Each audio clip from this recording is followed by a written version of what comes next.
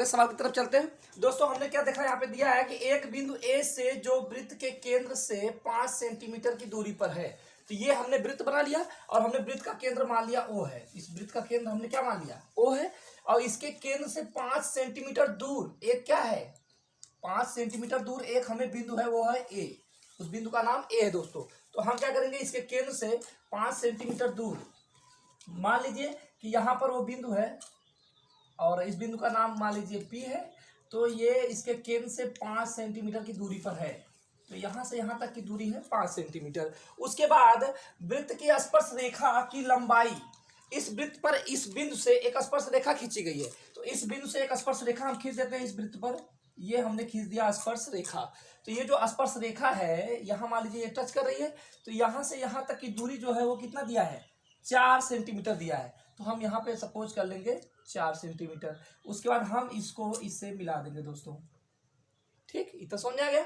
उसके बाद इस बिंदु का नाम रख देते हैं क्यू, इस बिंदु का नाम रख देते हैं क्यू। तो हमसे पूछ रहा है कि इस वृत्त की त्रिज्या कितनी होगी, मतलब हमसे पूछ रहा है कि ओ क्यू की लंबाई कितनी होगी।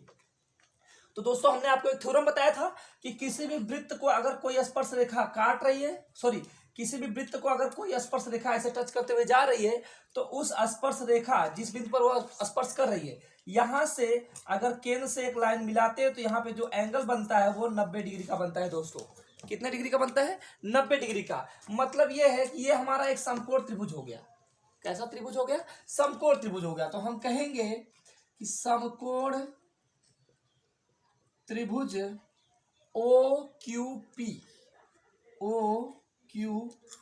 में, समकोण त्रिभुज ओ क्यू पी में हम पाइथागोरस प्रमेय लगा देंगे।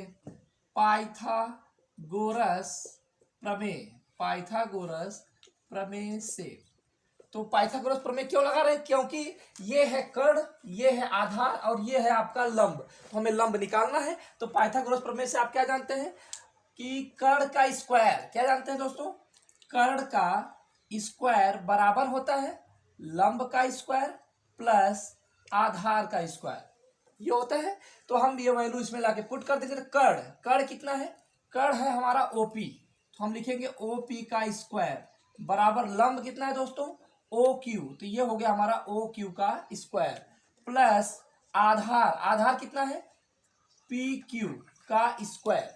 वैल्यू पुट कर लिया जाए तो ओपी बराबर कितना है, 5। तो हम यहाँ पे रखेंगे 5 का स्क्वायर बराबर ओ क्यू। दोस्तों ओ क्यू हमारा पता नहीं है, इसको हम ओ क्यू ही रहने देंगे प्लस पी क्यू यहाँ से आता है, देखिए पी क्यू है और वो हमारा कितना है, 4 है। तो हम लिखेंगे 4 का स्क्वायर। प्लस समझ में आ गया। तो 5 का स्क्वायर करेंगे तो कितना होगा, 25 बराबर ओ क्यू का स्क्वायर प्लस 4 का स्क्वायर कितना होगा, 4 का स्क्वायर 16 होगा। तो यहाँ पे लिख देंगे 16। अब इसको इधर प्लस से इधर भेज देंगे क्योंकि हमें ओ क्यू की वैल्यू चाहिए। तो ओ क्यू का स्क्वायर बराबर 25 और ये इधर प्लस इधर जाएगा तो माइनस। तो 25 में से 16 घटा दीजिए तो आपका आ जाएगा ओ क्यू का स्क्वायर इज इक्वल टू 9। और ओ क्यू बराबर कितना होगा, ओ क्यू बराबर होगा √9।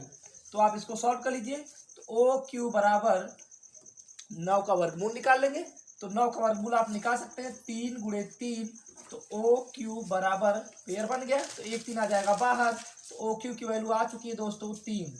तो ये जो लंब होगा या जो वृत्त की त्रिज्या होगी वो होगी हमारी 3 सेंटीमीटर। आइए दोस्तों अगले सवाल की तरफ चलते हैं। अगला सवाल हमारा क्या है, दो समकेंद्री वृत्त है। समकेंद्री का मतलब होता है कि ऐसे दो वृत्त जिनका केंद्र एक ही हो। मतलब दो वृत्त है, हमने मान लीजिए एक यहाँ वृत्त बना लिया और एक वृत्त और मान लीजिए इसका केंद्र ये है। तो इसी केंद्र से एक और वृत्त बनाना, वो मान लीजिए हमने एक और ऐसे बना लिया, 2 वृत्त बन गए। अगर 2 वृत्त हो चाहे 3 वृत्त हो, अगर समकेंद्री कहेगा तो समकेंद्री का मतलब सभी का केंद्र एक ही होना चाहिए। तो 2 वृत्त हमने बना दिया, 2 ही बोला था तो 2 वृत्त बना दिया और उनका समकेंद्री है तो एक ही केंद्र हो गया उनका। उसके बाद कह रहा है कि वृत्तों की त्रिज्याएं 5 सेंटीमीटर और 3 सेंटीमीटर है। मतलब कि बड़े वाले वृत्त की त्रिज्या, इस वृत्त की त्रिज्या 5 है और छोटे वाले वृत्त की त्रिज्या 3 सेंटीमीटर है। तो हमने क्या किया कि पहले बड़े वाले की त्रिज्या बना लिया, वो हो गया हमारा 5 सेंटीमीटर। उसके बाद छोटे वाले की त्रिज्या बना लिए और वो है हमारा 3 सेंटीमीटर। फिर क्या कह रहा है कि बड़े वृत्त की उस जीवा की लंबाई बताइए जो छोटे वृत्त को स्पर्श करे। तो जीवा का मतलब ये होता है किसी वृत्त में अगर हम ऐसे कोई लाइन खींच दें, परिधि को दो जगह अगर टच करें तो वही जीवा होता है। तो हम क्या करेंगे, देखिए ये हमारा वृत्त है, बड़ा वृत्त है, तो बड़े वृत्त की हमने एक ऐसे क्या खींच दिया, जीवा खींच दिया, और वह छोटे वृत्त को क्या कर रही है, टच कर रही है। उसने कहा था कि छोटे वृत्त को स्पर्श करे, तो छोटे वाले वृत्त को क्या कर रही है, स्पर्श कर रही है। तो पूछ रहा है कि उस बड़े वृत्त की जीवा की लंबाई ज्ञात कीजिए, मतलब कि आपको इस पूरे जीवा की लंबाई ज्ञात करनी है दोस्तों। तो आप ध्यान से देखिए, ये है केंद्र, इसको मान लिया O, इसको मान लीजिए A, ये हो गया आपका B, और इसको मान लीजिए C। हो गया दोस्तों। और आप यहां से ऐसे खींच सकते हैं। हो गया। आपको बताना है कि AC कितना बड़ा होगा या AC की लंबाई कितनी होगी। तो AC बराबर आपका हो जाएगा AB प्लस BC। अगर हम AB निकाल लेंगे तो AB का डबल कर देंगे, AB का डबल कर देंगे, वो हो जाएगा हमारा BC। तो सॉरी, AD का डबल कर देंगे तो हमारा AC निकल जाएगा। तो हम पहले AB निकाल लें दोस्तों। तो आपको पता है कि अगर किसी वृत्त पर किसी बाह्य बिंदु से कोई स्पर्श रेखा खींची जाए तो हमेशा केंद्र से जो लाइन खींची जाती है इससे कितने डिग्री का कोण बनाता है, 90 डिग्री का कोण बनाता है। तो ये हमारा 90 डिग्री का हो गया। तो आप यहां से देख सकते हैं, ये हो गया कर्ण, ये हो गया आधार, और ये हो गया लंब, या ये हमारा लंब हो गया, सॉरी ये आधार हो गया और ये हो गया लंब, जो भी मान सकते हैं आप। तो चलिए, तो आप AOB त्रिभुज, समकोण त्रिभुज AOB में पाइथागोरस प्रमेय से, इसमें हम पाइथागोरस प्रमेय लगा देंगे दोस्तों। तो पाइथागोरस प्रमेय लगाइए, क्या होगा दोस्तों, हम देखेंगे हमारा त्रिभुज, समकोण त्रिभुज कौन है, ABO। समकोण त्रिभुज ABO में पाइथागोरस प्रमेय लगा देंगे। क्यों? क्योंकि ये हमारा कर्ण है, ये हमारा आधार, और ये हमारा क्या है, लंब है दोस्तों। तो हम इसमें लगाएंगे पाइथागोरस प्रमेय से, पाइथागोरस प्रमेय से। तो पाइथागोरस प्रमेय लगाइए। क्या होता है पाइथागोरस प्रमेय, आपको पता है कि कर्ण का स्क्वायर बराबर होता है लंब का स्क्वायर प्लस आधार का स्क्वायर, यही होता है। तो कर्ण कितना है, कर्ण यही है, कर्ण हमारा है OA का स्क्वायर बराबर लंब कितना है दोस्तों, OB, लंब है हमारा OB का स्क्वायर प्लस आधार, आधार हमारा AB है, तो AB का स्क्वायर।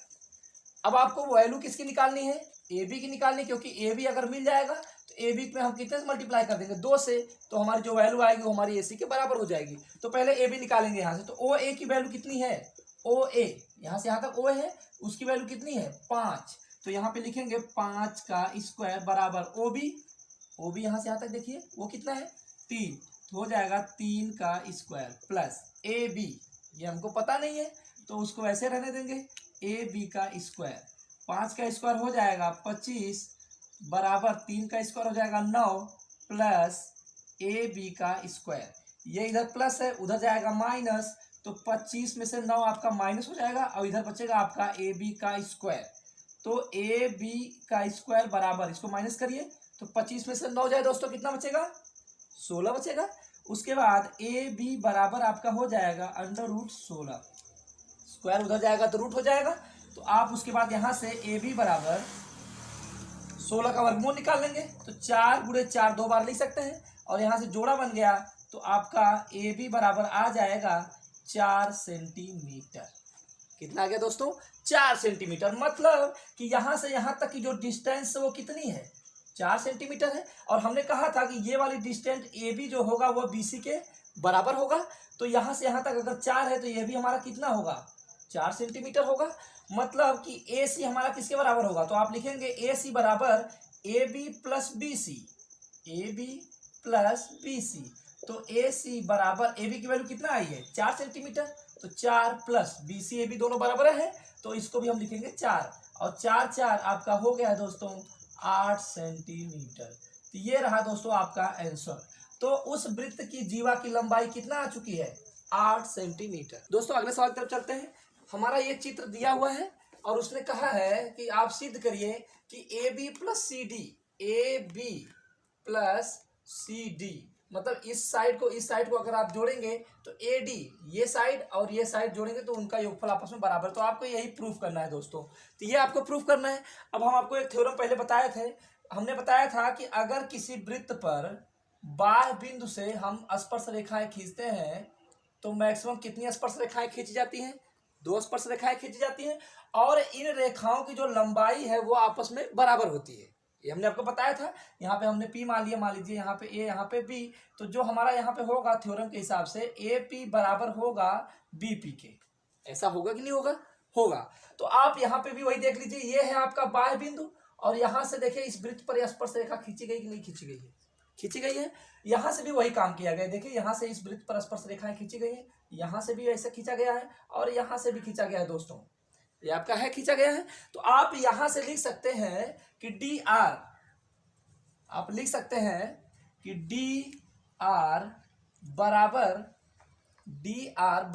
D S. लेकिन पहले आपको लिखना होगा कि किसी बाह्य बिंदु से वृत्त पर खींची गई स्पर्श रेखा की लंबाई समान होती है। क्या होती है? समान होती है। तो दोस्तों हम क्या करेंगे? कहेंगे कि डी आर बराबर होगा डी एस के, क्योंकि बाहर देखिए बाहर से डाला गया है वृत्त पर स्पर्श रेखा, तो आप लिखेंगे डी आर बराबर डी एस। ये हो गया आपका पहला। उसके बाद यहां से देख लीजिए सी आर बराबर सी क्यू, तो आप लिखेंगे सी आर बराबर सी क्यू। उसके बाद यहां से आप देख लीजिए बीपी, क्या लिखा है? बीपी बराबर बी क्यू। फिर यहां से भी वही है, दोनों स्पर्श रेखाएं हैं, तो आप यहां से कह सकते हैं कि AP बराबर AS। इतना समझ में आ गया? स्पर्श रेखाओं की लंबाइयां आपस में हमेशा बराबर होती है अगर किसी वृत्त पर डाली जाए। तो आप इसको समीकरण 1, 2, 3, 4 हो गया। चारों को जोड़ दिया जाए, तो आप लिखेंगे सभी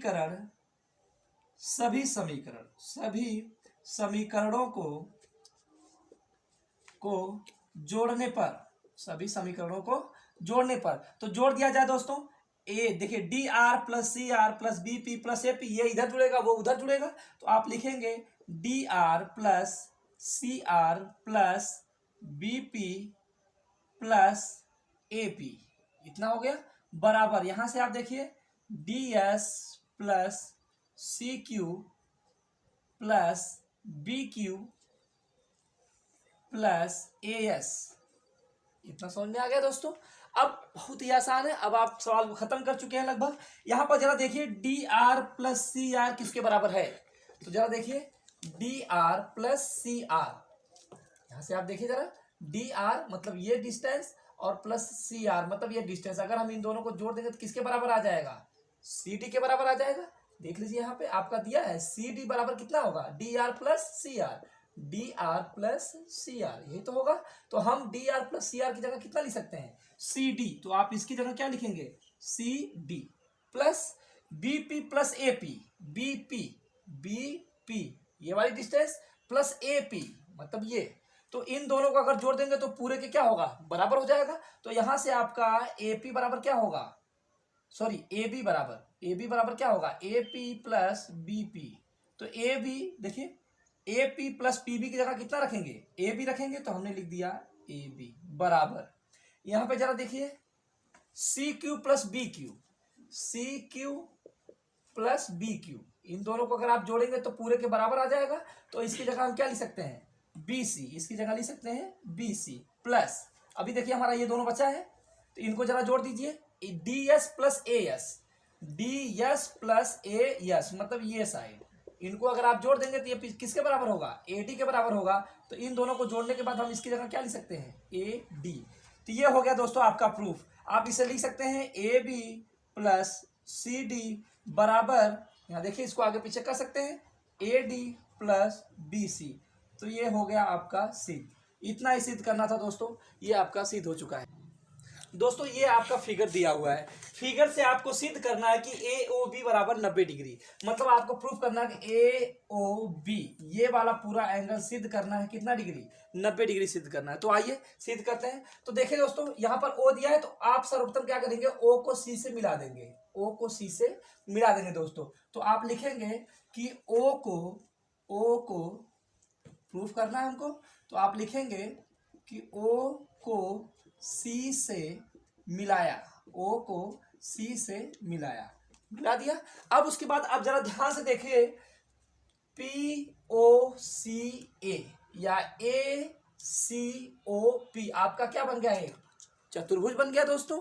और इस चतुर्भुज में आप जरा देखिए, यह एक त्रिभुज है पी ए ओ और ए ओ सी, दो त्रिभुज है। तो आप पहले इसको इन दोनों त्रिभुज को सर्वांगसम प्रूफ कर देंगे, इनको सर्वांगसम प्रूफ कर देंगे और इनको भी हम सर्वांगसम प्रूफ कर देंगे दोस्तों। इन दोनों को भी प्रूफ करने के बाद इन पूरे एंगल को जोड़ेंगे और भी आगे वर्क है। तो चलिए करते हैं, क्या करेंगे हम, पहले हम इसको सर्वांगसम प्रूफ करेंगे। तो आप लिखेंगे कि त्रिभुज ओ पी ए और त्रिभुज ए O C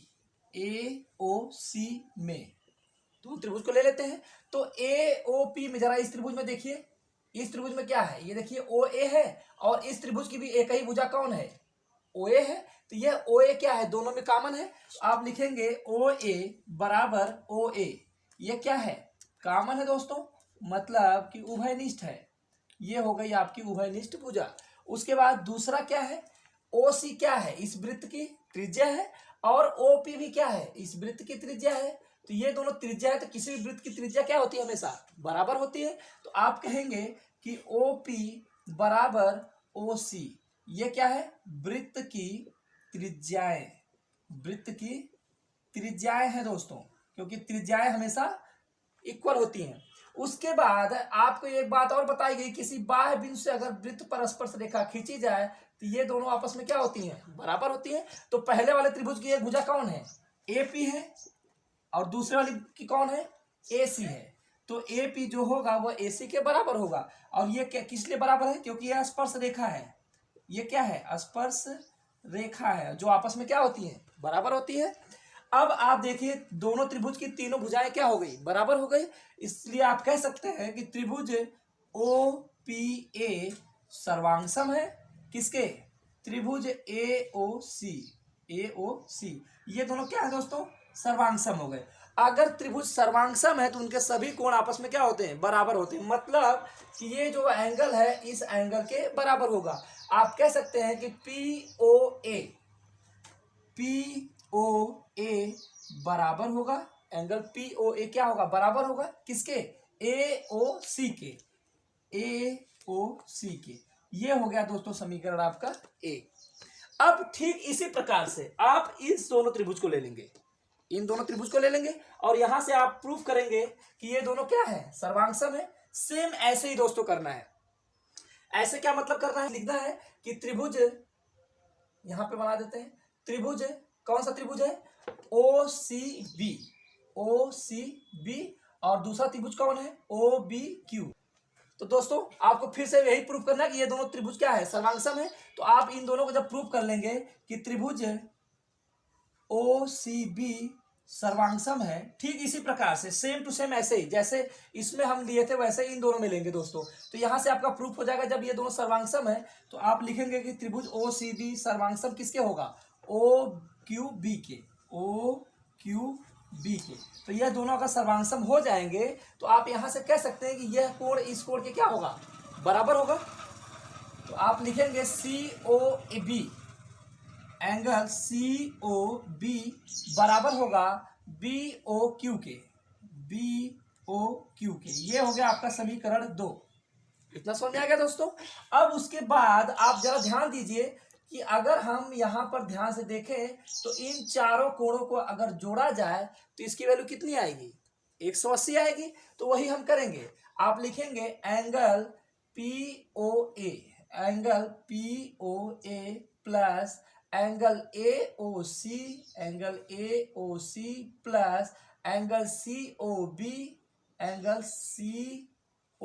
B plus angle BOQ, angle BOQ बराबर कितना होगा दोस्तों?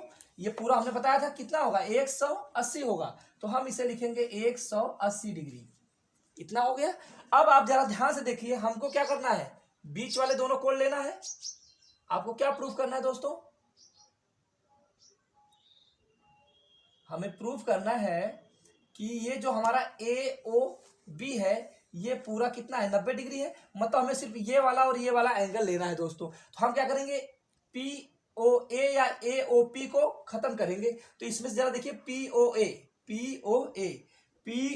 ये किसके बराबर है, AOC के बराबर है। तो हम POA की जगह लिखेंगे AOC प्लस AOC बराबर, सॉरी प्लस, अब यहां पे जरा देखिए COB मतलब ये वाला है, और ये कितना है QOB, BOQ ये वाला हमें हटाना है। तो ये हमारा किसके बराबर है, BOQ किसके बराबर है, COB के बराबर है। तो BOQ की जगह क्या रखेंगे, एंगल COB प्लस इसकी जगह रख देंगे COB, क्योंकि ये वाला COB के बराबर है, बराबर 180। तो ये दोनों देखिए एक एक कितने हो गए, 2 हो गए, 2 AOC प्लस 2 COB बराबर कितना होगा, 180 होगा। यहां से 2 कर लेंगे हम कॉमन।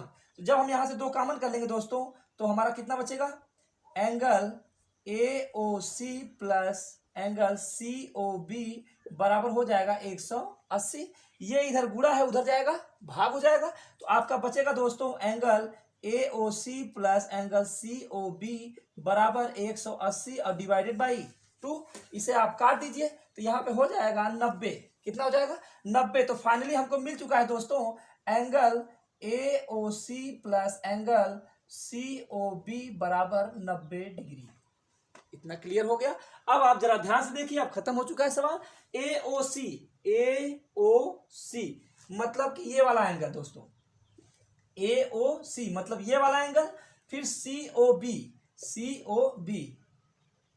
ये वाला एंगल। अगर इन दोनों को हम जोड़ देंगे तो हमें पूरा वाला एंगल क्या होगा, मिल जाएगा। तो हम लिख सकते हैं, इन दोनों को जोड़ने के बाद हम इनकी जगह लिख सकते हैं AOB, क्योंकि इन दोनों को जोड़ने के बाद पूरे के बराबर होगा। तो AOB बराबर हो जाएगा हमारा 90 डिग्री। ये हो गया दोस्तों आपका सिद्ध, हेंस प्रूफ। ये हो गया दोस्तों आपका सिद्ध। आइए दोस्तों अगले सवाल की तरफ चलते हैं। जैसे आपका दिया है, सिद्ध करना है कि किसी बाह्य बिंदु से वृत्त पर खींची गई स्पर्श रेखा, ये आपका वृत्त हो गया दोस्तों। और हम यहाँ पे एक बाह्य बिंदु ले लेते हैं, मान लीजिए हमने ले लिया P, और इस P से इस वृत्त पर क्या खींचना है, खींची गई स्पर्श रेखाओं, मतलब हमें स्पर्श रेखा खींचना है। और आपको पता है कि किसी भी बाह्य बिंदु से वृत्त पर सिर्फ और सिर्फ 2 स्पर्श रेखाएं खींची जाती हैं। तो आप क्या करेंगे, यहाँ से 2 स्पर्श रेखाएं खींच देंगे दोस्तों। ये देखिए हमने खींच दिया एक स्पर्श रेखा, और यहाँ से एक स्पर्श रेखा हमने ऐसे खींच दिया, 2 स्पर्श रेखाएं हो गई। मान लिया कि वो वृत्त को A पर और B पर स्पर्श कर रहा है, इतना हमने कर लिया। फिर कह रहा है कि स्पर्श रेखाओं के बीच का कोण, ये जो स्पर्श रेखाएं हैं इनके बीच का कोण मतलब ये वाला कोण, ओके, मतलब APB, इनके बीच का कोण मतलब APB। और फिर कह रहा है कि स्पर्श बिंदु को मिलाने वाले रेखाखंड द्वारा केंद्र पर अंतरित कोण, स्पर्श ये दोनों हमारी स्पर्श बिंदु है, इनको मिलाने वाला रेखाखंड वो भी कहां पे, केंद्र पर। तो हमने इनको ऐसे केंद्र से क्या किया, मिला दिया, इस तरह से मिला दिया। तो केंद्र पर अंतरित कोण, इसको मान लीजिए O है, तो केंद्र पर अंतरित कोण AOB का संपूरक होता है। संपूरक होने का मतलब यह है दोस्तों कि इसको अगर आप जोड़ेंगे तो उसका मान कितना आना चाहिए, 180। ये आपको करना है प्रूफ दोस्तों। इतना हमें सिद्ध करना है, हमें सिद्ध करना है कि स्पर्श रेखा के द्वारा जो जहां बाह्य बिंदु है वहां जो कोण बन रहा है ये कोण, और केंद्र पर जो कोण बन रहा है, इन दोनों का योगफल कितना आना चाहिए, 180 आना चाहिए। तो देखिए क्या करेंगे आप, आपको एक बात पता है, प्रूफ में हम लिखेंगे, प्रूफ इसमें आप लिखेंगे कि किसी भी स्पर्श बिंदु से केंद्र पर अंतरित होने वाला कोण कितने डिग्री का होता है, 90 डिग्री होता है दोस्तों। और यहां पर भी कितने डिग्री का होगा, 90 डिग्री होगा। ये हमने आपको पिछले वीडियो में बता दिया था। ये थ्योरम होती है कि किसी भी अगर बाह्य बिंदु से वृत्त पर स्पर्श रेखा खींचा जाए तो स्पर्श बिंदु से केंद्र पर जो लाइन खींची जाती है तो यह यहाँ पे कितने डिग्री का कोण बनाता है, 90 डिग्री का। अर्थात आप कह सकते हैं कि AP, क्या कह सकते हैं, AP लंब है OA पर, या आप कह सकते हैं मान लीजिए इसे x मान लीजिए और इसे y मान लीजिए, तो आप यहां से कह सकते हैं कि YP पर जो हमारा OB क्या है, लंब है। तो आप यहां से कहेंगे कि OB लंब है किस पे, YP पर, YP पर। और यहां से क्या कहेंगे दोस्तों, OA लंब है किस पे, XP पर, XP पर। इतना समझ आ गया।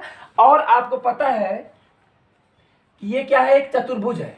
ये क्या है, देखिए एक साइड, दो साइड, तीन, चार साइड है, तो यह एक चतुर्भुज हो गया। और आपको पता है कि चतुर्भुज के चारों कोणों का योगफल कितना होता है, 360 होता है। तो हम क्या करेंगे, इनको चारों को जोड़ेंगे, तो आप लिखेंगे चतुर्भुज। अच्छा हाँ, यहाँ पे देखिए OB जब YP पे लंब है तो आप यहाँ से क्या कह सकते हैं, आप कह सकते हैं कि OBP एंगल OBP बराबर 90 डिग्री। और इसी तरह से यहां भी कह सकते हैं OAP, ये भी कितना है, 90। तो आप कहेंगे एंगल OAP बराबर 90 डिग्री। इतना समझ आ गया। अब हम चतुर्भुज को ले लेंगे। तो चतुर्भुज नाम बताइए, APBO में इसमें क्या जानते हैं आप कि चारों एंगल्स को अगर आप जोड़ेंगे तो उसका मान कितना आएगा, 360 आएगा। तो हम वही करने वाले हैं, इनको जोड़ दीजिए चारों को। तो इसका नाम क्या है, angle A plus angle P plus angle B plus angle O बराबर कितना हो जाएगा, 360 हो जाएगा।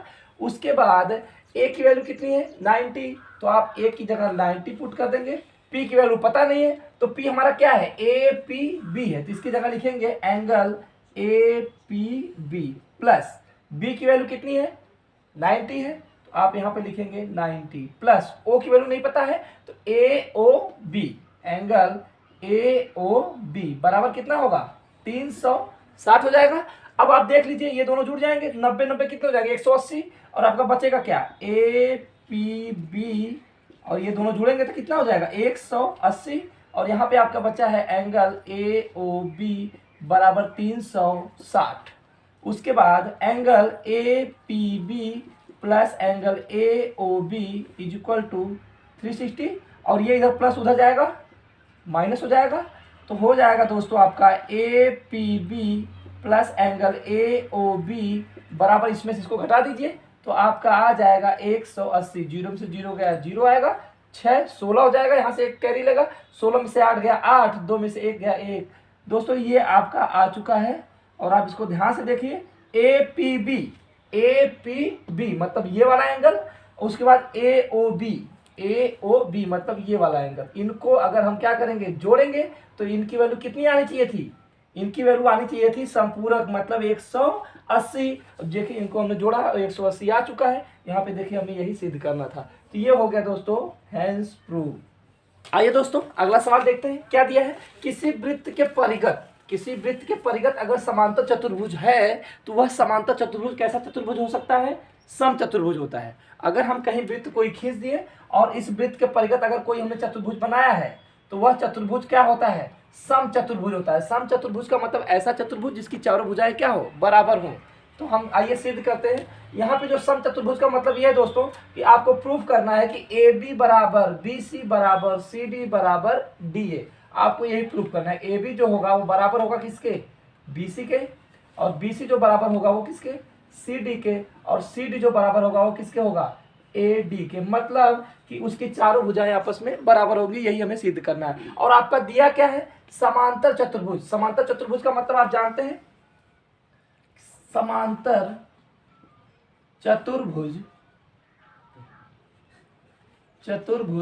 ABCD में आपको पता है कि समांतर चतुर्भुज के आमने सामने की भुजाएं क्या होती हैं, बराबर होती हैं। तो आप यहां से लिख सकते हैं कि AB बराबर होगा, AB बराबर किसके होगा, CD के। तो आप यहां लिखेंगे CD।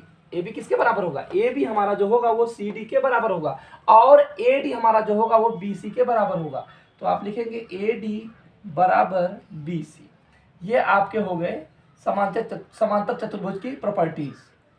ये हो गई आपकी प्रॉपर्टीज, समांतर चतुर्भुज की ये हो गई प्रॉपर्टी। उसके बाद आपको वृत्त का नियम पता है, ये उसका बाह्य बिंदु है और ये है स्पर्श रेखाएं, और आपको पता है कि स्पर्श रेखाओं का मान हमेशा क्या होता है, बराबर होता है। तो आप लिखेंगे कि किसी बाह्य बिंदु से स्पर्श रेखाएं किसी बाह्य बिंदु से खींची गई स्पर्श रेखाएं समान होती हैं। ये आपको पता है। मतलब आप कह सकते हैं कि AP जो हमारा होगा वह AS के बराबर होगा, ऐसा आप कह सकते हैं। तो आप क्या कहेंगे, और यहां से क्या कह सकते हैं, DS हमारा DR के बराबर होगा, CR हमारा CQ के बराबर होगा और PB हमारा BQ के बराबर होगा। तो यहां से क्या होगा, DS बराबर किसके होगा, ये देखिए बाह्य बिंदु है तो ये स्पर्श रेखा और ये स्पर्श रेखा बराबर होगी, तो DS बराबर होगा DR के। ये हो गया। फिर इसके बाद यहां से देख लीजिए आप, यहां से देखिए AS बराबर हो जाएगा AP के, AS बराबर हो जाएगा AP। बाद आप देखिए BQ हमारा किसके बराबर होगा, BP के बराबर होगा। तो आप लिखेंगे BQ बराबर BP या PB। उसके बाद यहां से देखिए CQ बराबर किसके होगा, RC के, तो CQ बराबर RC। ये हो गया आपका दोस्तों। अब हम क्या करेंगे, इसे समीकरण 2, 3, 4, 5 और इन सभी को हम क्या करेंगे, जोड़ देंगे दोस्तों। तो इनको जरा प्लस करिए, तो जब प्लस करेंगे तो क्या होगा हमारा, DS plus AS plus BQ plus CQ। इन सबको हम इधर जोड़ेंगे और इधर वाले को इधर जोड़ेंगे। उसके बाद DR plus AP plus BP plus RC या CR, आप इसको CR भी कह सकते हैं। उसके बाद इनको ऐड कर दीजिए, तो DS प्लस AS, देखिए इस साइड को और इस साइड को जोड़ेंगे तो पूरे के क्या होगा, बराबर होगा। तो आप इसकी जगह क्या लिख सकते हैं, AD, इस पूरे की जगह क्या लिख सकते हैं, AD प्लस BQ और CQ। तो दोस्तों BQ प्लस CQ, इन दोनों को अगर आप जोड़ेंगे तो ये क्या होगा, पूरे के बराबर होगा, मतलब BC। तो इसकी जगह हम लिख सकते हैं BC बराबर, यहां पे जरा देख लीजिए, AP प्लस PB, मतलब ये इन दोनों को जोड़ेंगे तो वह AB के क्या होगा, बराबर होगा। तो यहां लिखेंगे AB प्लस DR और CR, इन दोनों को जोड़ेंगे दोस्तों तो वो हो जाएगा हमारा CD। तो इसकी जगह हम क्या लिखेंगे, CD। इतना हो गया। अब उसके बाद आप देखिए जरा कि यहां पर क्या दिया है, AD दिया है और AD हमारा किसके बराबर है, BC के बराबर है। तो हम AD की जगह क्या लिख सकते हैं, BC लिख सकते हैं। तो हम AD की जगह लिखेंगे BC प्लस BC को BC ही रहने देंगे, बराबर। उसके बाद यहाँ पे जरा देखिए AB, और AB हमारा किसके बराबर है, CD के। तो हम AB की जगह क्या लिखेंगे, CD, और एक CD हमारा पहले से है तो इनको जरा जोड़ दीजिए, एक एक कितने, 2 BC हो गए। तो आप यहाँ लिखेंगे 2BC बराबर, ये 2 CD है तो 2CD, और 2 से 2 कैंसिल हो जाएगा दोस्तों, आपका हो जाएगा BC बराबर CD। ये हो गया आपका, मतलब कि जो हमारा BC है वो किसके बराबर आ गया, CD के बराबर आ गया दोस्तों। मतलब ये साइड अभी तक तो इसके बराबर थी, अब ये किसके बराबर हो गई, इसके बराबर हो गई। अब इस वैल्यू को आप लाके यहाँ पे पुट कर दीजिए, तो जरा देखिए BC हमारा किसके बराबर हो गया, CD के बराबर हो गया। तो BC की जगह हम क्या लिख सकते हैं, CD लिख सकते हैं। तो इसमें देखिए BC की जगह हम लिखेंगे CD, तो हो जाएगा, आप इसको लिखेंगे को समीकरण 1 में रखने पर, तो BC बराबर CD दोस्तों, इस वैल्यू को हम कहाँ रखेंगे, समीकरण 1 में रखेंगे। तो जरा देखिए BC हमारा दिया है तो BC की जगह कितना रखेंगे, CD रखेंगे। तो जब हम BC की जगह CD रखेंगे तो क्या हो जाएगा दोस्तों, हमारा हो जाएगा AD बराबर, BC की जगह क्या रखेंगे, CD रख देंगे। तो हमारा AD किसके बराबर हो जाएगा, CD के, मतलब हमारा AD जो होगा इस साइड के बराबर हो जाएगा। फिर हम क्या करेंगे कि समीकरण 1 में ही देखिए CD दिया है ना, और CD हमारा किसके बराबर, BC के है। तो हम CD की जगह क्या रख देंगे, BC रख देंगे। तो क्या हो जाएगा दोस्तों, AB बराबर आपका हो जाएगा, CD की जगह आप BC रख दीजिए तो BC। अब इनसे जरा देखिए यहाँ पे ए बी हमारा किसके बराबर है, बीसी के, ए बी हमारा किसके बराबर है, बीसी के। फिर ए डी हमारा किसके बराबर है, सी डी के, ए डी हमारा किसके बराबर है, सी डी के। फिर उसके बाद आप देखिए बी सी किसके बराबर है, सी डी के, बी सी किसके बराबर है, सी डी के। तो दोस्तों हमारा प्रूफ हो चुका है कि सभी भुजाएं आपस में क्या है, बराबर है। तो आप कह सकते हैं कि ए बी सी डी एक समचतुर्भुज है। आप कह सकते हैं कि ए बी सी डी एक चतुर्भुज है। ये हो गया दोस्तों आपका सिद्ध। आइए दोस्तों अगले सवाल की तरफ चलते हैं। दोस्तों हमारा ये फिगर दिया हुआ है और आपको दिया है कि वृत्त की त्रिज्या कितनी है, 4 सेंटीमीटर है। मतलब ये जो वृत्त बना है उसकी त्रिज्या 4 सेंटीमीटर है दोस्तों। और आपको ए बी और ए सी का मान ज्ञात करना, मतलब इस त्रिभुज की साइड ए सी और साइड ए बी की वैल्यू आपको फाइंड करनी है दोस्तों। तो आइए देखते हैं सवाल को कैसे हल किया जाएगा। दोस्तों हम सबसे पहले देखेंगे कि वृत्त देखिए यहाँ पे टच हो रहा है, तो हम इसे मान लेंगे यम और इसे मान लेंगे दोस्तों यन। ये हो गया आपके 2 पॉइंट जो स्पर्श कर रहे हैं। बाह्य बिंदु से इन दोनों पे हमें क्या किया गया है, बाह्य बिंदु से इस वृत्त पर स्पर्श रेखा खींची गई है। ये हो गया। अब दोस्तों आप जानते हैं कि किसी भी अगर बाह्य बिंदु से वृत्त पर स्पर्श रेखा खींची जाए, किसी भी अगर वृत्त पर बाह्य बिंदु से स्पर्श रेखा ऐसे अगर खींची जाए, तो इस स्पर्श रेखा की लंबाई जो होती है वो आपस में क्या होती है, बराबर होती है। तो आप यहां से कह सकते हैं कि एम जो होगा वह ए एन के बराबर होगा। क्या होगा दोस्तों, ए एम आपका ए एन के बराबर होगा। ये होगा दोस्तों। ठीक उसी प्रकार आप जरा यहां से देखिए, यह भी तो बाह्य बिंदु है और ये आपका वृत्त है, तो यहां से भी तो स्पर्श रेखा खींची गई है।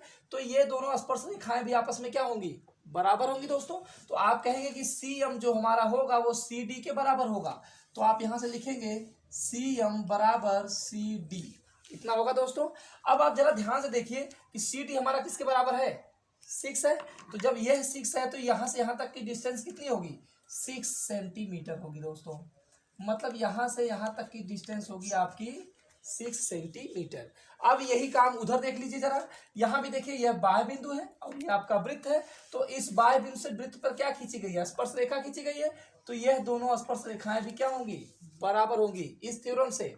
तो आप देखिए जरा, आपका बी डी जो होगा ये हमारा सी डी किसके बराबर है, 6 सेंटीमीटर है। तो सी एम और सी डी दोनों 6 सेंटीमीटर के बराबर होंगे, सी डी और सी एम। अब यहां पर जरा देख लीजिए बी डी और बी एन, बी डी या बी एन बराबर किसके होगा, बी डी के होगा। और बी डी की वैल्यू कितनी है, 8 सेंटीमीटर है। जब यह 8 है तो यह भी 8 होगा, क्यों, क्योंकि ये दोनों बराबर है। तो आपका ये कितना होगा, 8 सेंटीमीटर। यहां से यहां तक की डिस्टेंस होगी दोस्तों 8 सेंटीमीटर। मतलब हम इसे कह सकते हैं बराबर 8 सेंटीमीटर। इतना हो गया दोस्तों। आपको फाइंड क्या करना है, ए बी यहां से यहां तक फाइंड करना है। अब हमको इतना तो मिल गया, बचा कितना, ये बचा। और यहां से देखिए ये भी मिल गया, ये बच्चा। हमको एसी चाहिए, तो हमको सिर्फ और सिर्फ ए एम चाहिए और ए एन चाहिए। क्यों, क्योंकि हमें देखिए यहां से यहां तक की तो वैल्यू मिल गई। तो हम क्या करेंगे, आप यहां से ए एम बराबर मान लेंगे यक्स। क्या मान लेंगे, यक्स। आप मान लेंगे कि माना ए एम बराबर एक्स, ये होगा दोस्तों। लेकिन ध्यान से देखिए, अभी अभी हमने लिखा है कि ए एम जो होगा हमारा ए एन के बराबर होगा, क्योंकि बाह्य बिंदु से इस पे स्पर्श रेखा खींची गई है। तो ये साइड इस साइड के बराबर होगी। तो जब हमने इसको एक्स माना है तो यह भी हमारा कितना होगा, एक्स सेंटीमीटर होगा कि नहीं होगा। तो इसका मतलब है कि ए एम और ए एन यह बराबर क्या मान लिया जाएगा, एक्स मान लिया जाएगा दोस्तों। तो अगर हमको x मिल जाएगा तो x में 6 को जोड़ देंगे तो हमें AC मिल जाएगा। फिर x में हम 8 को जोड़ देंगे तो हमें AB मिल जाएगा। तो अब यहां से आप बताइए कि AC बराबर क्या होगा दोस्तों। तो AC बराबर कितना होगा, AC बराबर कितना होगा, इसको और इसको जोड़ेंगे तो AM plus CM, AM plus CM, ये होगा दोस्तों। तो यहां से आप देख लीजिए AM की वैल्यू कितनी है, AM बराबर हमने क्या माना है, x माना है। तो यहां लिखेंगे यक्स प्लस सीएम, सीएम कितना है, 6 है। तो यक्स प्लस 6 सेंटीमीटर। मतलब कि आपका एसी बराबर आ चुका है यक्स प्लस 6 सेंटीमीटर। ये हो गया दोस्तों आपका। अब उसके बाद इधर आ जाइए, ए बी हमारा कितना दिया दोस्तों, ए बी को जरा ध्यान से देखिए। तो A N plus B N, A N plus B N, मतलब यहाँ से यहाँ तक यक्स 8 है और यहाँ से यहाँ तक यक्स है, तो हम क्या करेंगे इसे यक्स प्लस 8 कह सकते हैं। पूरी डिस्टेंस कितनी होगी हमारी, यक्स प्लस 8 होगी, और यहाँ से कितना होगा, यक्स प्लस 6। क्लियर। अब आप क्या कह सकते हैं, आप कह सकते हैं कि ए बी बराबर एक्स प्लस 8 सेंटीमीटर। इतना क्लियर हो गया। और इस त्रिभुज की साइड देखिए जरा, बी सी, क्या है ये, बी सी। तो बी सी हमारा जो होगा C D plus B D के बराबर होगा। अगर इनको जोड़ेंगे तब है ना पूरा मिलेगा। तो आप इनको जरा जोड़ लीजिए, तो 6 प्लस 8 कितना होगा, 14 सेंटीमीटर। तो ये हो जाएगा आपका बी सी बराबर 14 सेंटीमीटर। तो आप लिखेंगे कि बी सी बराबर 14 सेंटीमीटर। ए सी हो गया, ए बी हो गया और बी सी हो गया, तीनों साइड पता चल गई आपको। अब क्या करेंगे कि हम त्रिभुज ए बी सी का क्षेत्रफल निकालेंगे दोस्तों। क्या करेंगे, त्रिभुज ए बी सी का क्षेत्रफल निकालेंगे। और देखिए जरा ध्यान से, अगर हम ओ को सी से मिला देंगे, ओ को सी से मिला दिए और फिर ओ को बी से मिला दिए और ओ को ए से मिला दिए दोस्तों, इस तरह से अगर हमने मिला दिया तो जरा ध्यान से देखिए, इसमें 3 त्रिभुज बन रहे हैं। ए ओ सी त्रिभुज नंबर 1, ए ओ बी 2, सी ओ बी 3 त्रिभुज बन रहे दोस्तों। तो हम क्या करेंगे कि इन तीनों को अगर निकाल के जोड़ दे तो हमारा ए बी सी के क्या हो जाएगा, बराबर हो जाएगा। तो आप क्या लिखेंगे, आप लिखेंगे कि त्रिभुज ए बी सी का क्षेत्रफल, ए बी सी का क्षेत्रफल बराबर होगा त्रिभुज किसका क्षेत्रफल, पहले वाले का 2 और 3, इन तीनों को जोड़ेंगे तो त्रिभुज 1 क्या है हमारा, ए ओ सी। त्रिभुज ए ओ सी का क्षेत्रफल प्लस दूसरा कौन है, ए ओ बी। त्रिभुज ए ओ बी का क्षेत्रफल प्लस अभी एक और बचा है सी ओ बी। त्रिभुज सी ओ बी का क्षेत्रफल। ये हो गया दोस्तों आपका मेन समीकरण। अब हम क्या करेंगे कि हम तीनों समीकरण, ये तीनों त्रिभुजों का मान निकालेंगे, उसे यहाँ रखेंगे और बड़े वाले त्रिभुज का क्षेत्रफल निकालेंगे, उसे यहाँ रखेंगे। फिर सॉल्व करने के बाद तब हमको एक्स की वैल्यू मिलेगी दोस्तों। तो आइए हम पहले त्रिभुज एबीसी का मान निकालते हैं, क्षेत्रफल निकालते हैं। तो आप लिखेंगे त्रिभुज, इसे समीकरण बना लीजिए ए। अब यहाँ पे लिखेंगे त्रिभुज ए बी सी का क्षेत्रफल, त्रिभुज ए बी सी का क्षेत्रफल। अब आप जरा ध्यान से देखिए, सभी साइड डिफरेंट है, यहाँ पे अलग है, यहाँ पे अलग है और ये भी अलग है। तो यहाँ पर कौन सा फार्मूला लगेगा, हीरो का फार्मूला लगेगा दोस्तों। तो वो क्या होता है, S minus A, S minus B, S minus C, ये होगा दोस्तों। अब जरा ध्यान से देखिए, यस क्या है हमारा, यस हमारा अर्ध परिमाप है। यस क्या है हमारा, अर्ध परिमाप है। और अर्ध परिमाप बराबर क्या होता है, यस बराबर होता है, तीनों साइड को हम जोड़ देते हैं और फिर उसका कर देते हैं आधा। तो यहां से देख लीजिए, यस बराबर ए का मतलब आप ए सी ले लीजिए और बी का मतलब ए बी ले लीजिए और सी का मतलब बी सी ले लीजिए। तो ए बराबर कितना है दोस्तों, ए सी, और ए सी का मान कितना है, एक्स प्लस 6 प्लस बी का मतलब ए बी हो गया और ए बी बराबर कितना है, एक्स प्लस 8 प्लस सी का मतलब यहाँ से यहाँ तक की डिस्टेंस वो है 14 और फिर हम पूरे का कर देंगे आधा।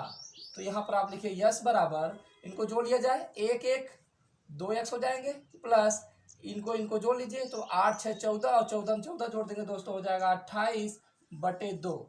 यस बराबर, यहाँ से 2 कामन ले लेंगे।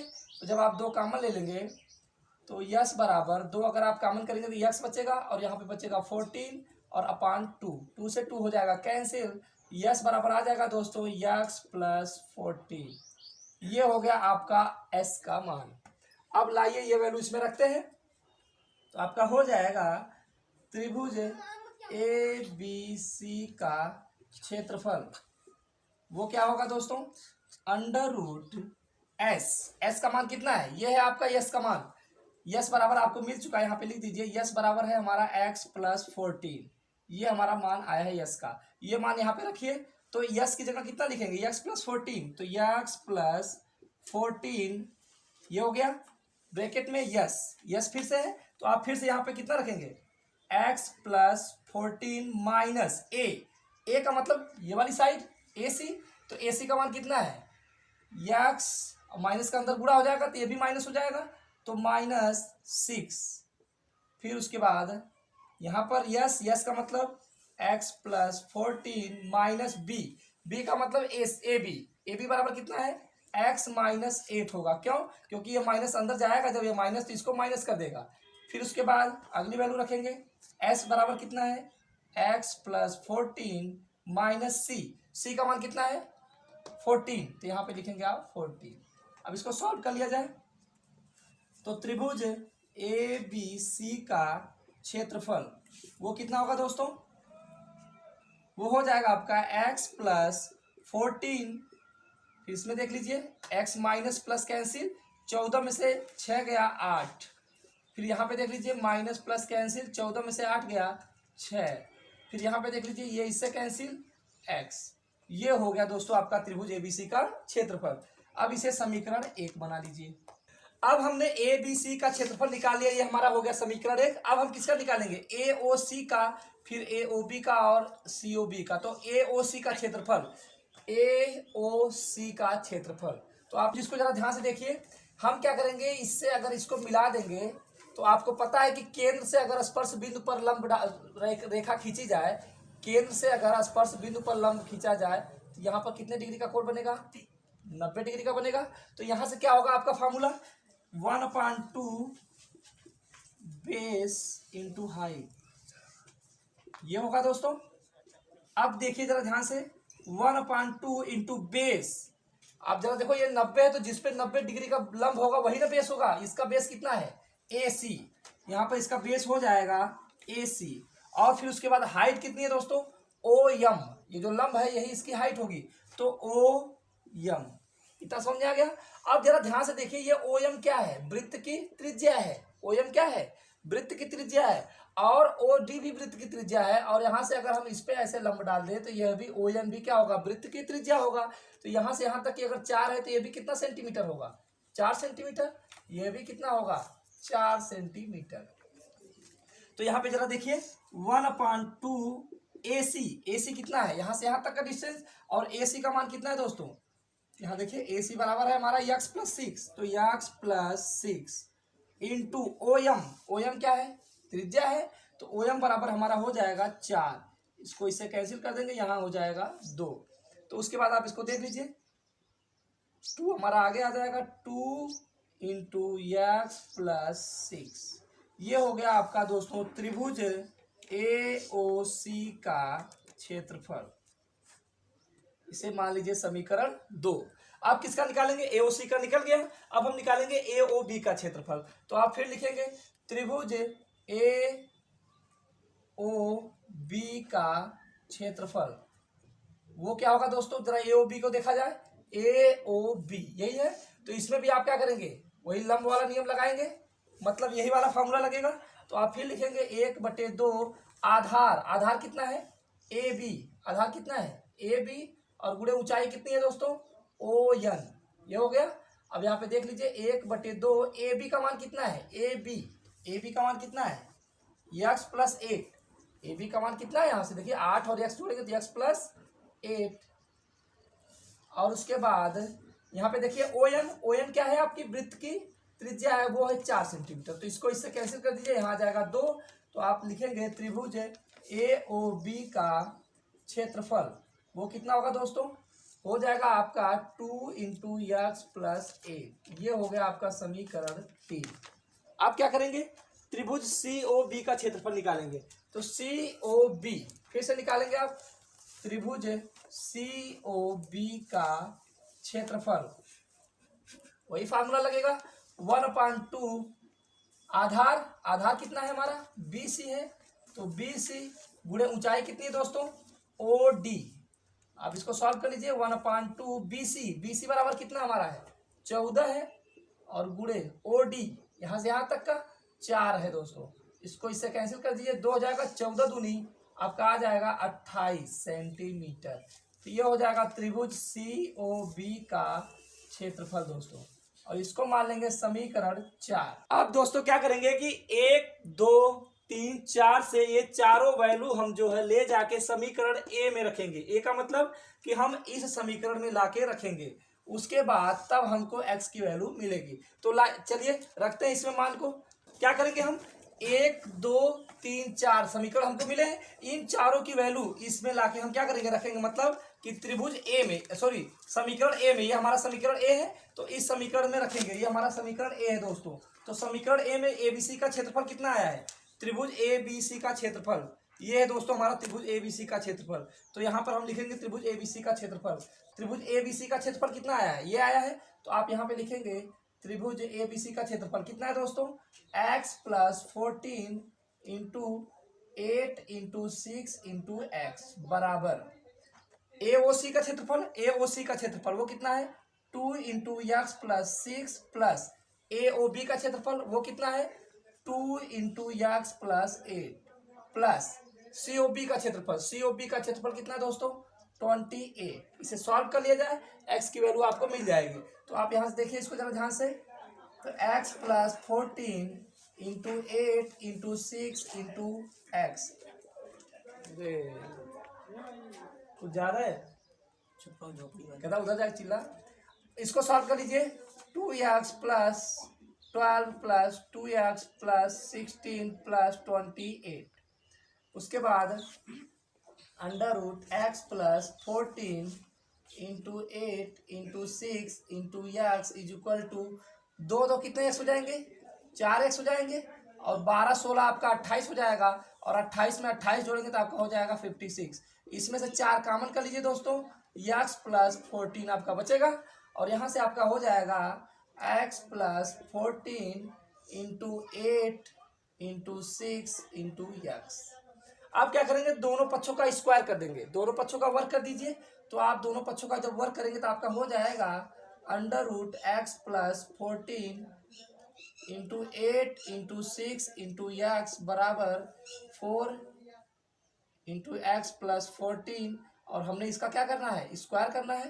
तो ये हो गया इसका स्क्वायर, इतना हो गया। अब उसके बाद इसको सॉल्व कर लिया जाए। यहाँ पे देखिए कड़ी का अगर स्क्वायर करेंगे तो कड़ी हट जाएगी, तो आपका आ जाएगा x + 14 × 8 × 6 × x = 4 का स्क्वायर करेंगे तो आपका 16 हो जाएगा। फिर उसके बाद यहाँ पे हो जाएगा x + 14 का होल स्क्वायर। अब देखिए एक पावर से क्या होगी, कैंसिल हो जाएगी। और यहाँ पर आपका कितना हो जाएगा, 8 छक 48। तो 48 × x बराबर 16। यहाँ पे एक पावर बचेगी तो x + 14, 16 तियाँ 48, 3 हो जाएगा। यहाँ पे आप कर लीजिए 3x बराबर x + 14। उसके बाद ये इधर प्लस है, इधर आएगा माइनस। तो 3x में से एक x माइनस हो जाएगा, बराबर बचेगा 14। 3x में से x घटाएंगे दोस्तों, आपका आ जाएगा 2x बराबर 14। तो x बराबर 14/2, x की वैल्यू आ जाएगी दोस्तों 7। ये रही आपकी x की वैल्यू। अब आप पीछे आगे जाके देख लीजिए, आपने AC बराबर क्या लिखा है, AC बराबर x + 6, x + 6। तो AC का मान आपका आ जाएगा x का मतलब कितना होगा, 7। तो यहाँ लिखेंगे 7 + 6, ऐड कर लीजिए 13 सेंटीमीटर। मतलब कि AC की वैल्यू आपकी आ गई कितना, 13 सेंटीमीटर। यहाँ से यहाँ तक की जो डिस्टेंस होगी दोस्तों वो होगी 13 सेंटीमीटर। अब इसके बाद हमको निकालना है AB। तो AB बराबर क्या होगा, AB बराबर कितना होगा, x + 8, x + 8 आप शुरुआत में लिखे हैं। तो AB बराबर x का मान कितना है, 7 लाके यहाँ रखिए। तो 7 + 8, तो AB बराबर 15 सेंटीमीटर। मतलब यहाँ से यहाँ तक की जो डिस्टेंस होगी वो होगी दोस्तों 15 सेंटीमीटर। तो दोस्तों ये रहा इस सवाल का हल। काफ़ी बड़ा सवाल है लेकिन बहुत ही अच्छा सवाल था। आइए अगले सवाल की तरफ चलते हैं। दोस्तों आपका सवाल दिया है कि किसी भी सिद्ध करना है कि किसी भी वृत्त के परिगत, ये हमारा वृत्त है और इस वृत्त के परिगत मतलब उसके चारों तरफ चतुर्भुज की, ये जो चतुर्भुज बना है, चतुर्भुज की आमने सामने की भुजाएं, मतलब ये भुजा और ये भुजा आमने सामने की भुजाएं इसके केंद्र पर संपूरक कोण अंतरित करती हैं। मतलब इसके केंद्र पर 180 डिग्री का कोण बनाती है आमने सामने की दोनों भुजाएं मिलकर। मतलब कि अगर हम यहाँ से इसको ऐसे मिला दें इस तरह से, और इसके बाद इसको ऐसे मिला दें दोस्तों, तो ये वाला कोण और ये वाला कोण, इनको दोनों को अगर जोड़ा जाएगा तो उसका मान कितना आना चाहिए, समपूरक आना चाहिए, मतलब 180 डिग्री आना चाहिए। फिर से देख लीजिए क्या कह रहा है कि चतुर्भुज के आमने सामने, चतुर्भुज के आमने सामने की भुजाएं उसके केंद्र पर मतलब ये दोनों इधर की भी और उधर की भी दोनों मिलके क्या बनाती हैं, समपूरक कोण बनाती हैं। मतलब कि इनका और इनका जो योगफल होगा वह 180 डिग्री होना चाहिए। तो आइए सिद्ध करते हैं कि इनका योगफल 180 डिग्री होगा कि नहीं, और वही इधर से भी होगा। मतलब कि ये साइड जो ये वाला एंगल है और ये वाला एंगल, इनको भी जोड़ेंगे तो उसका भी मान 180 डिग्री होना चाहिए। तो इनका नामकरण कर दिया जाए। मान लीजिए यह ए है, ये बी है, ये सी है, ये डी है, और ये जहाँ टच करा इसको मान लीजिए पी क्यू आर, और ये हो गया दोस्तों आपका यस। इतना क्लियर हो गया। अब क्या करिए कि यहाँ से इस पे लंब डाल दीजिए ऐसे, तो ये हमारा कितने डिग्री का हो जाएगा, 90 डिग्री का हो जाएगा। फिर उसके बाद यहाँ से इस पे डाल दीजिए, तो ये भी हमारा कितने डिग्री का हो जाएगा, 90 हो जाएगा। ये भी आपका 90 डिग्री होगा दोस्तों। वही काम इधर से भी कर दिया जाए, तो ये भी हमारा 90 डिग्री होगा, और ये भी हमारा 90 डिग्री होगा दोस्तों, और इधर भी आपका 90 डिग्री और 90 डिग्री हो गया दोस्तों। अब आपको सिद्ध करना है कि त्रिभुज कोण AOB, एंगल की बात कर रहे हैं तो एंगल लेंगे हम, तो आपको सिद्ध करना है AOB प्लस AOB मतलब ये वाला एंगल पूरा, और प्लस COD मतलब ये वाला पूरा, तो आपका हो जाएगा एंगल COD बराबर आपका 180 डिग्री। ये प्रूफ करना है। और इधर से आपको क्या प्रूफ करना है, angle AOD plus angle BOC बराबर 180 डिग्री। दोस्तों ये आपको करना है प्रूफ, इसको आपको सिद्ध करना है। तो चलिए सिद्ध करते हैं इसको। अब देखिए दोस्तों, हम क्या करेंगे, पहले इनको कोण को मान लेते हैं। आइए मान लेते हैं इसको एंगल 1, ये एंगल 2, इसे 3, इसे 4, 5, 6, 7, 8, इनका नामकरण कर देते हैं दोस्तों। उसके बाद जरा ध्यान से देखिए, अब इनका नामकरण हो गया। अब आप जरा ध्यान से देखिए, बी जो है बाह्य बिंदु है, और इस बाह्य बिंदु से इस पे क्या डाला गया है, स्पर्श रेखा खींचा गया है यहाँ। तो आपका जो पी बी होगा वह बी क्यू के क्या होगा, बराबर होगा दोस्तों। जब पी बी जो हमारा बी पी के बराबर हो, बी क्यू के बराबर होगा, तो एक त्रिभुज यहाँ है और एक त्रिभुज यहाँ है, तो इन दोनों को हम सर्वांगसम प्रूफ कर देंगे। क्या प्रूफ करेंगे, सर्वांगसम। अगर ये दोनों सर्वांगसम प्रूफ हो जाएंगे तो एंगल 1 जो होगा वो 2 के बराबर हो जाएगा। तो चलिए प्रूफ करते हैं। तो आप लिखेंगे ट्रायंगल, पहले यहां से देख लीजिए, बीपी जो होगा हमारा बी क्यू के बराबर होगा, तो आप लिखेंगे बीपी बराबर बी क्यू। क्यों, क्योंकि स्पर्श रेखा है, और स्पर्श रेखा जो होती है वह समान होती है अगर बाह्य बिंदु से वृत्त पर खींची जाए। तो स्पर्श रेखा ये हो गया। अब आप जरा देखिए ट्रायंगल बीपीओ, ट्रायंगल बीपीओ और ट्रायंगल बीक्यूओ में, ट्रायंगल बीक्यूओ में, इनमें जरा ध्यान से देखिए, इन्हें हमें सर्वांगसम प्रूफ करना है। तो हमें सभी साइडें क्या करनी चाहिए, बराबर या कोण बराबर करने होंगे। तो आइए देखते हैं। ये देखिए जरा ध्यान से, ये बाह्य बिंदु से वृत्त पर डाली गई स्पर्श रेखा, तो ये दोनों आपस में बराबर होंगी। तो आप क्या लिखेंगे कि बीपी बराबर बी क्यू होगा दोस्तों।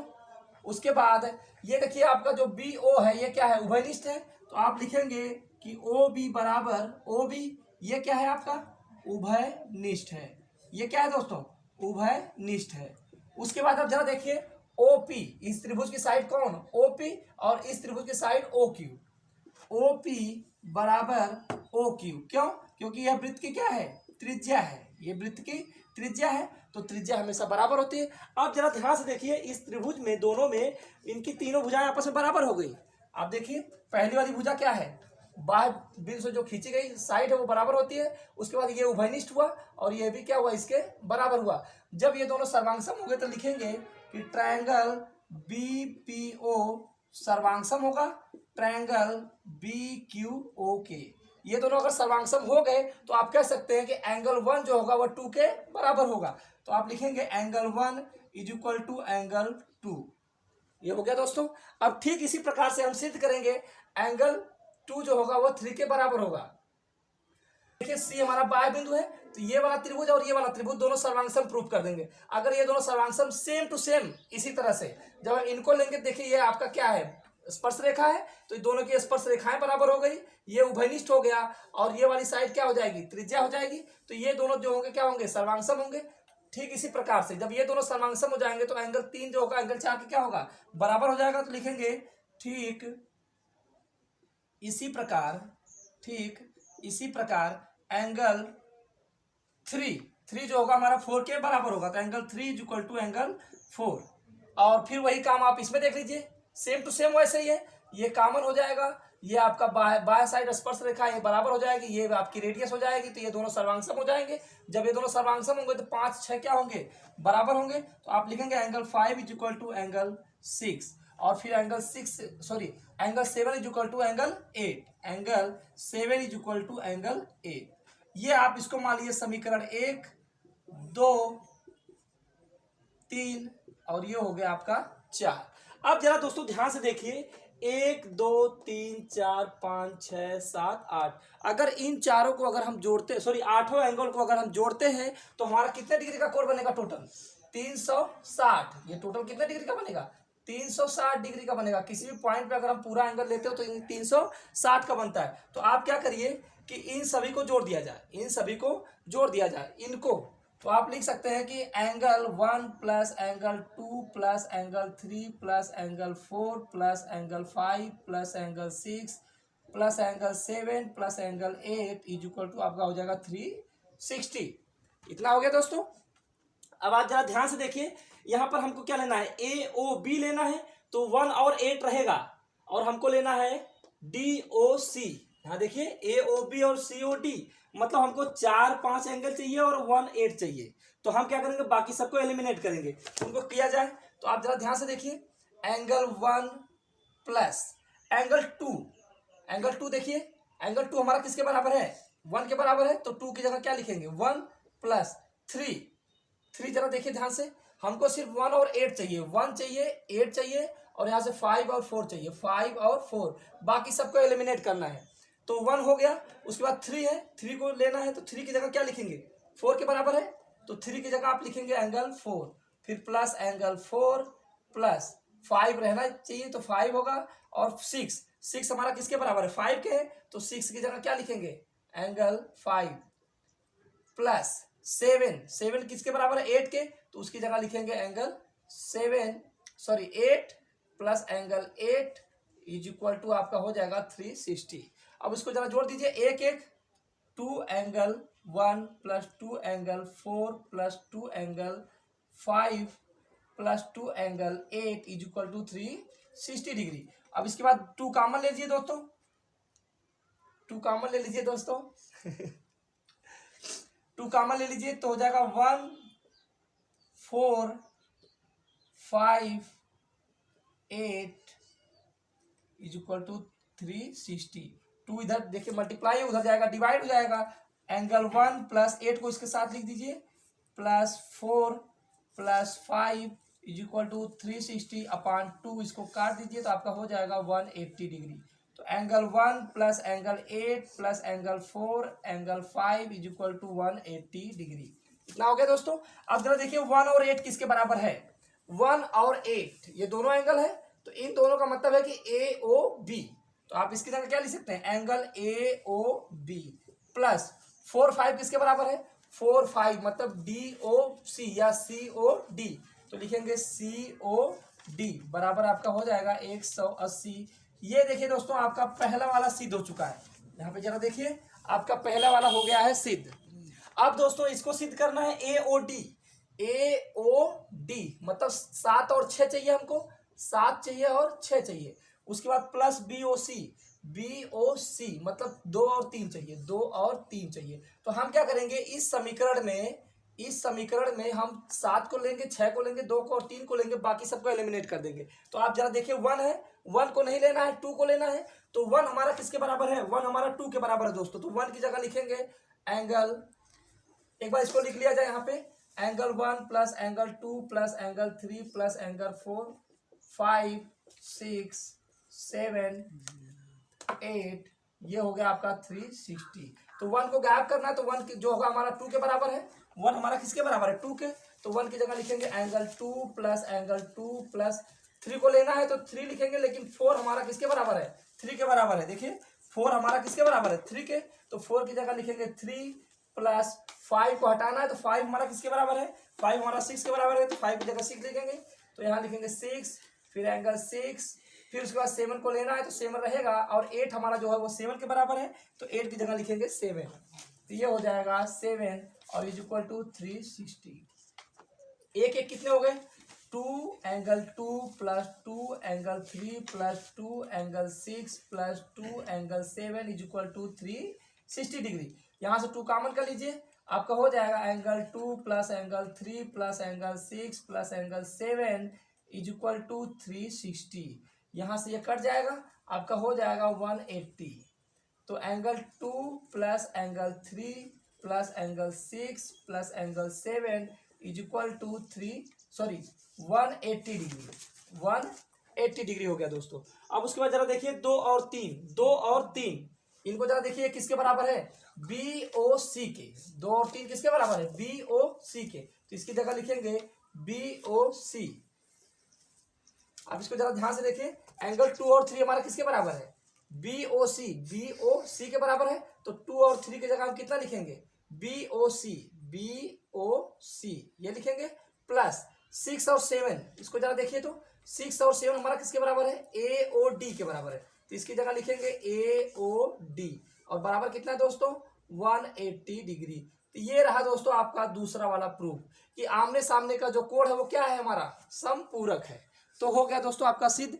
दोस्तों अगर ये वीडियो आपको अच्छा लगे तो इसको ज़्यादा से ज़्यादा शेयर करिए, और हाँ, पहले तो आप चैनल को सब्सक्राइब कर लीजिए, जिससे आने वाली वीडियो की नोटिफिकेशन आपको मिलती रहे। धन्यवाद दोस्तों।